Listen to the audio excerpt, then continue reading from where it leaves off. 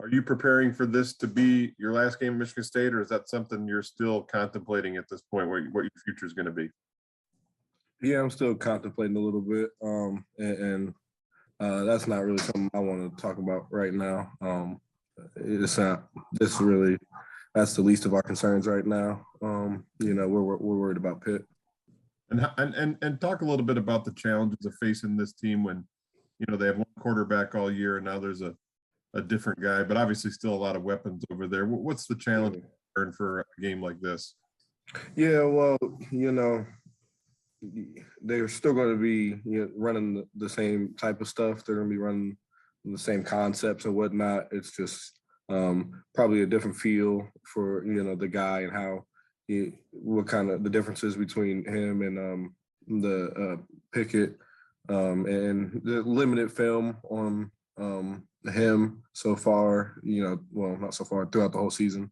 So that's a little bit of a task, but yeah, he's still got those weapons, the Blitnikoff Award winner, and some talented running backs they can work with. Next question from the hipster couch. Yeah, appreciate you taking the time. I'm wondering what you are hoping, given the way November went, as beat up as you were in a couple games that didn't go as well defensively. I'm wondering what you're hoping to see from your unit in this game and get out of it, and what really matters in this game for you guys. Yeah, well, as a defensive backfield, we think we have something to prove. We know we have something to prove, not just to other people, but to ourselves, that we can play a really solid game of football, a consistent 4 quarters game of football. And we're here for a reason. We got guys that can make plays, and it's just about going out there and doing it and executing, watching the film, taking care of your body, and then just getting out there and making plays on the ball, and then tackling dudes. So we're excited. And, it's another opportunity, another challenge that we want to take full advantage of. Next question from Chris Solari. Hey, Xavier, hope you had a good Christmas. I'm wondering what the difference is for a secondary or really any defense in preparing for a scheme versus preparing for an individual player like Pickett. Mm-hmm. Yeah, well, I think when you're kind of preparing for, like you do the scheme, and then you also prepare for the players and what they like to do. And so you just kind of have to take note of, what the new guy can do and compare. Like you look at Pickett, he can run around really well. That's kind of another dimension he brings to the table. I think some of his best attributes was throwing on the run, which a lot of college quarterbacks I don't think are very good at. And so you just got to study what the other quarterback can do. And he's got some talent. It's just the limited reps, but we know he'll be talented. He's an older guy too, so he knows the scheme. He knows the system. And, so it's going to be a challenge, and we're looking forward to playing him too. As a follow with that, when you are preparing for a guy like Patty, when you have older tape, I guess how much do you put stock into that versus the limited amount that you saw in this year? Yeah, that was a good point, and not something I've really have done yet. And actually, you might just convince me to watch some older tape, actually. But yeah, it's kind of just you're watching the scheme, and we were watching it for a good amount of time before we knew Pickett wasn't even playing.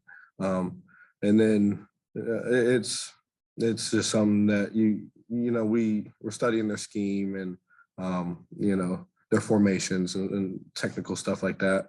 But some of the guys can get, like, on their own time, can get that individual study Patty a little bit more, and that's kind of what I've been doing lately. Next question from Matt Wenzel. Hey, Xavier, I was wondering what you see specifically from Addison, and when you look back at the season with some of the guys you've seen, you face some of the best receivers in the country, from Stearns at Western, Bell at Purdue, the guys at Ohio, State, Penn State. Just Does any of that help when you face one of these top level guys? Yeah, I think it does help, because I mean everybody's different, but you can kind of compare them a little bit to some other. I don't want to compare him to anybody, but I think he kind of has a similar play style to Dotson from Penn State a little bit, and maybe a little bit of David Bell with the way he catches the ball.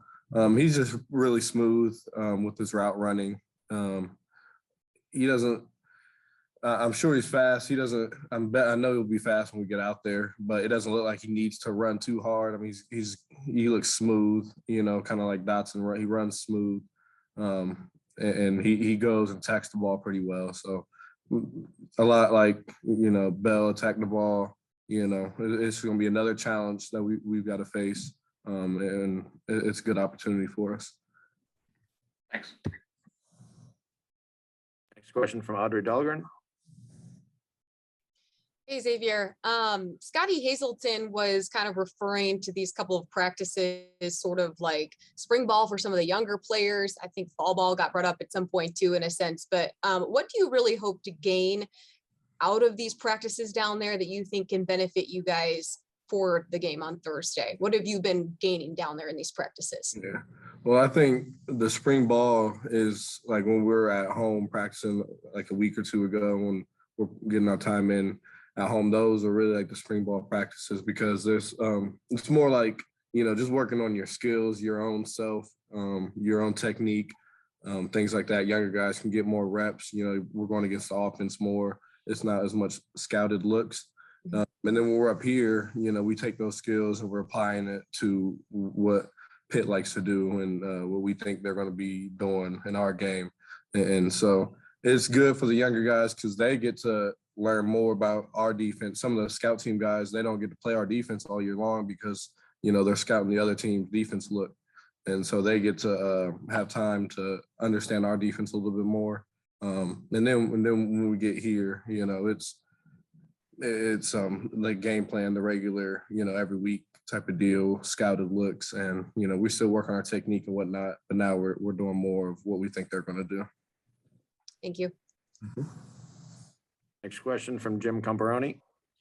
Hey, Xavier, it's been 24 months since your team has been in a bowl game. Can you talk a little bit about what the experience has been like in the New Year's Six Bowl and how gratifying it is and what it's been like so far? Yeah, it's been fun. And I missed it. The last one, the Pinstripe Bowl, was actually really fun up in New York. But this has been fun. They've treated us really well. We've had some fun activities today, or since we've been here, and today we're actually me and the captains and Coach Tucker are going to go to one of the hospitals around here and talk to some kids and whatnot. And what else? I think we're going to the College Football Hall of Fame. So it's been fun. Whenever you get, these are kind of one of the lifetime opportunities, really, since I've been alive, really. I've never been to Atlanta. I don't really get out much to big cities like that. So it's just fun. San Francisco, my freshman year was really fun. It was like my only second time, maybe my first time being in California. But, opportunities like this is, you never think when you're younger that football can take you this far, and that's something that I like to think about. It's kind of crazy to me, and we're pretty blessed. All right, thank you. Also, I've asked a couple other guys this question. I'll ask you also about younger players that have caught your eye during one or two of these bowl practices when other players that might not be in the playing group are getting reps, whether it be receivers that you're going against or fellow defensive backs. Any young guys stepped up in the last week or two that have caught your eye? Yeah, I mean, well, I've always known this, since he first got here was good. But my boy Khalil Majid, he's a walk-on, but I've always thought Khalil was really good. Since he first got here, he's really quick. He's not the biggest kid, not the fastest, but he's quick as all get out, and he'll hit you. And so Khalil run around at safety. I always like to watch him play, and it was fun to get to see him get some reps in at against our offense. And then like every time, like we'll be doing 7-on-7 against the offensive scouts, and I look down there, and he's on the scout team defense versus our offense, and he's down there causing havoc and whatnot. And so I always like to see that. Who else? Derek Harmon, got to see a little bit more of him. And then, Justin White. I mean, this might be his third year. I'm not sure. He might be a sophomore. I'm not even sure what year Justin is, but Justin getting a lot more reps for us. Rotating that nickel and that corner a little bit. Thank you. Mm-hmm. We got time for two last questions from first Chris and then Audrey. Chris? Xavier, you mentioned the injury situation throughout maybe the last month of the regular season. I guess, how much do you feel that maybe dampened what you guys had done up to that point and maybe caused some of those issues down the stretch? And how much closer to full strength do you feel like you guys are right now coming into this bowl game compared to maybe the last 2 or 3? Yeah, I wouldn't say it. Every team deals with injuries. I wouldn't say it really hurt us. It didn't help us whatsoever, but I mean, we dropped the one against Ohio State, and that's not because of what we had going on in injuries. It's because they played better than us that day. And then we found a way to pull it out against Penn State in a tough game, a good game, and with a little bit of injuries. And I was playing a little banged up that game, but that's just how football is. And I kind of forgot about it a little bit because the season before was such a shorter season because of COVID and whatnot. But you get into these long seasons, and that's something you got to deal with. But that comes with people preparing all year long. Even if they haven't taken many snaps, you got to be ready because you never know when your time can come. But yeah, we're working our way back to full strength. Hopefully, we got some guys that will probably be a game time decision maybe, but we'll see. We're hoping to have them out there, but if we don't, we're not going to panic about it. And our last question comes from Audrey. Okay, X, I have to go back to the events because us TV folks love to, hear about the fall draw of everything that happens down there. So could you please just what it was like for Peyton Thorne? You guys, he obviously put on a pretty big show during the basketball challenge. You guys have been talking all year about how you guys have a lot of good basketball players. So what did you just think of seeing him kind of go off like that in that challenge? Yeah, I really didn't know that Peyton could hoop like that and shoot. But when he first got out there, they were like the 5 dudes that were competing got to warm up, and Peyton's just draining them. And the shot looks the same every time. It looks like he practices basketball, and it was just funny seeing that. And then what was really funny was like Montori was out there, and he was bricking every single, like he was building a brick house out there during warmups, and everybody was like, "Oh, get Montori out here! Like he's gonna miss every shot." And then Montori comes out there and had the second best performance right behind Peyton. And then Peyton went off at the end. So it was just funny. It was real fun to see. And I'm not really that surprised about Peyton, honestly. I don't know why I'm not surprised, but I just felt like Peyton could shoot. That seems like something he could do. All right, thanks. All right, that'll wrap it up. Thanks for joining us, X. Yeah. Thank you all for Children's Hospital.